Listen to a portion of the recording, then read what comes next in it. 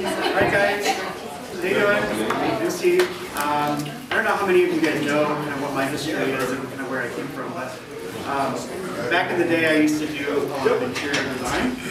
And so I did work in interiors for about 10 years.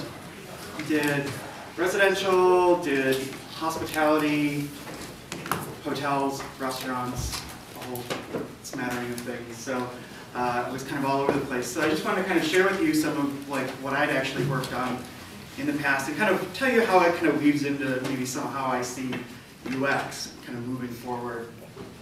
So I'll just walk through a couple of these examples. But this first one is a condo in Edgewater that I worked on. It was actually relatively recently.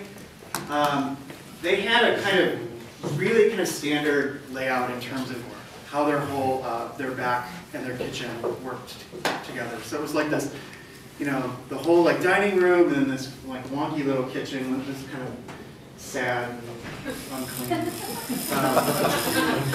and like board and all this kind of fun stuff. And so they were having a really hard time getting this kitchen to work.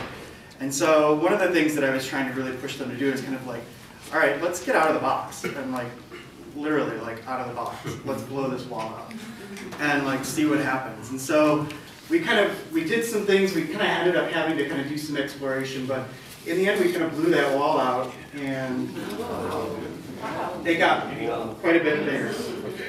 So obviously a lot of things changed. A lot more light in the space, a lot more ability to kind of actually move around that space. And so they wanted to start entertaining more, so we put like an island out so that you can actually entertain and move around and do stuff. And so kind of a... Is that your hamster? My hamster? What? Yeah.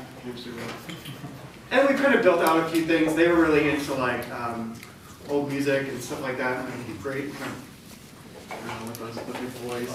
So we kind of built in a couple really interesting like built-in shelves and stuff for them. So they were really really happy with that. And actually this is kind of an IKEA kitchen. So this was done relatively cheaply. And so I was actually really happy about how it turned out for the amount of money we spent. Dining by Design. I don't know if any of you have heard of this, but in the interior industry there is this big to-do every like fall for DIFA, which is the design industry fights AIDS.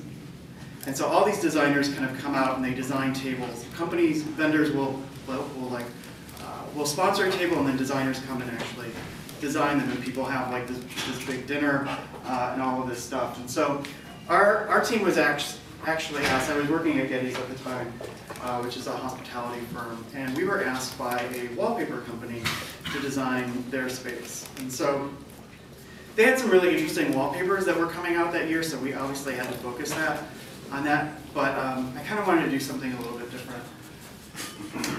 So one of the things that they did was, you know, I kind of wanted to do like a big, crazy, colorful table. We were a hospitality company. It was all about like the whole kind of thought process was get people in here, get them active, get them around the table, and kind of get them having fun. So there's this whole series of concepts that are going on here about layering and kind of bringing people into the space. So as you see, like on the outside, there was this big red screen, right? Kind of weird. Nobody knows what it's all about. But as you kind of move in, there's a whole bunch of like things that are going on. Well, I kind of took this out of order, but you know, there's a lot of little things happening. There's these Viewmasters on the table. We wanted people to come in and start playing, and like there were all these old like Viewmaster scenes, and so people would come in and start talking about like Casper and when they remember, you know, being a kid and all that kind of stuff. But one of the interesting things was this wallpaper that we actually redesigned for them. I don't know if you can see kind of what's going on, but I was really influenced by those like the Transformer things. I don't know if you guys remember, but like when you take the little red screen and put it over something and you see the hidden message. Well, there's a hidden message back there. I don't know if you can see that. There's like all sorts of like crazy people dancing in the background. So it was really kind of like people didn't quite know what it was about and they had to kind of get in there and experience it. But I was actually really proud of that. That's like rapid iteration of how we designed that paper. I think I did that with a couple of people in about a week. And it was actually really hard. We started from scratch. So I was actually kind of proud of that. Lakeview condo. This is one up in Lakeview. This guy's got a 2-bedroom. He's a bachelor. He's very particular, and a lot of these condos, newer condos, there's a lot of like stuff all over. There's like things on the wall. There's like electrical cabinets and all that kind of stuff. And so we kind of did some stuff with it in terms of trying to make this space a little bit more inviting. One, it's a relatively small space, so you didn't have a dining table. So I actually designed this like dining table that actually kind of comes up. And it's like a coffee table height, and then it actually comes up. I wanted it to be a lot cooler, but apparently I have like strange engineering wishes that don't quite happen the way they should. And I had a very nice Russian engineer that was very obstinate and telling me I could not do certain things. So I had to go to a piston design, which was something I didn't really want to do. But yeah, so got to do this. This was supposed to be like a whole like LED lit number, very kind of futuristic and fun. Apparently after I left, these were taken after I left this firm, he got a big interest in wood on sticks, which I never quite understood. I helped pick this art, not that.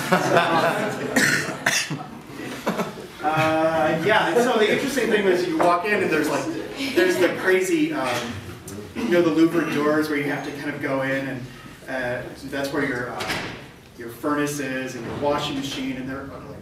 They've always been ugly.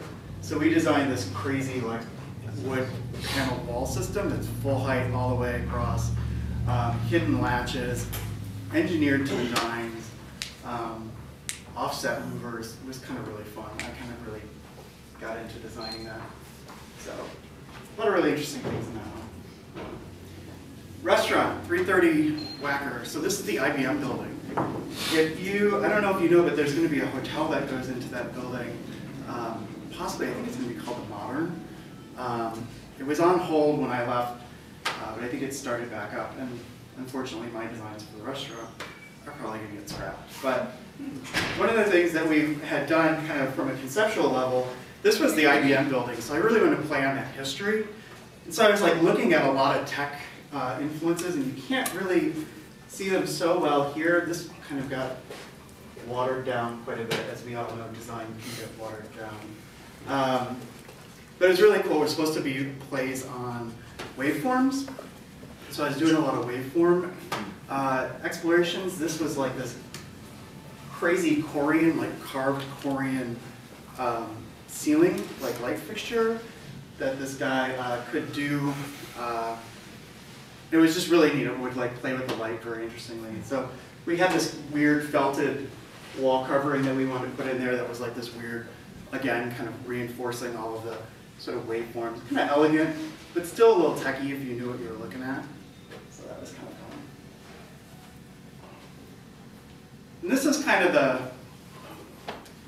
the big one that I kind of worked on that was kind of consumed about 2 years of my life. And I didn't really get a chance to finish it, but I got it all the way done. It was basically installing when I left. But this is basically a log cabin out in Michigan. This was crazy because I had to relearn architecture to do this project. Basically, I was kind of working with the architect to try and figure out how to get this design to work, how we would do things, where they were going to actually chainsaw and carve out doors. Kind of really kind of a once-in-a-lifetime opportunity to kind of really work with great artisans and craftsmen to kind of work on like a project this big. I'm going to go ahead and there's a movie that's recently been put up of this space. So for the log cabins, they cut the windows out afterwards? Yes, the log cabin is basically built in a yard, just like the shell, and then you basically carve out the doors when it's reassembled on site. Most of the doors, anyway. And I don't want to listen to him talk.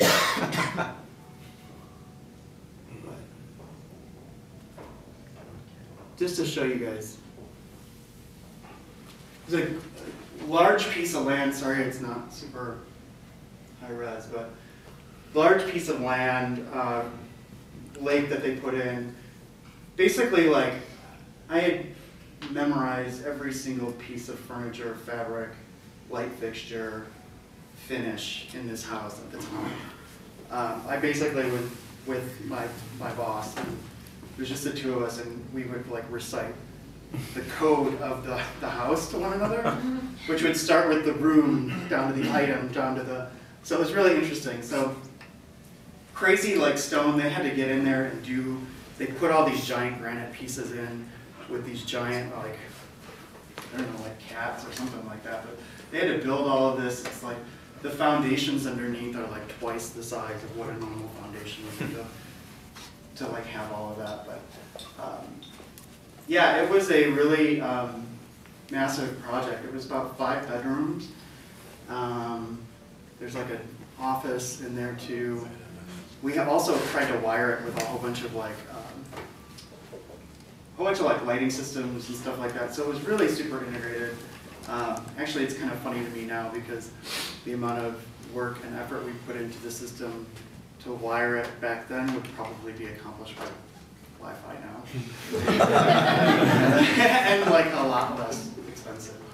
So, but yeah, this is kind of the end. So I mean, you can see like in the beginning it was very, very modern, but I actually ended up getting into the very super rustic as well. So this is a crazy, incredible project.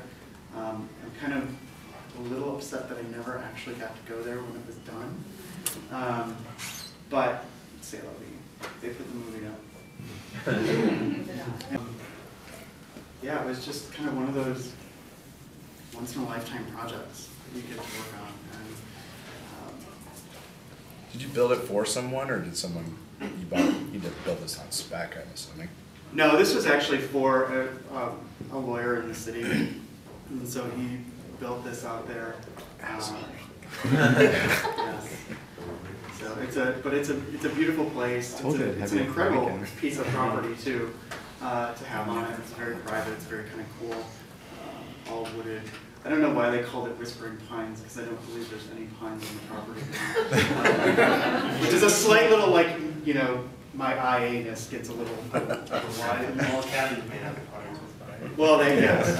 I suppose those pines do whisper, but... yeah, there's pines. But anyway, so that's just it. In the basement, there's this movie theater, which, whatever, I don't want to listen to him talk. He's the one he's the owner of the organization, or well, Canada's Friend. So he has a very different approach to working with clients than I do. So. But anyway, that's it.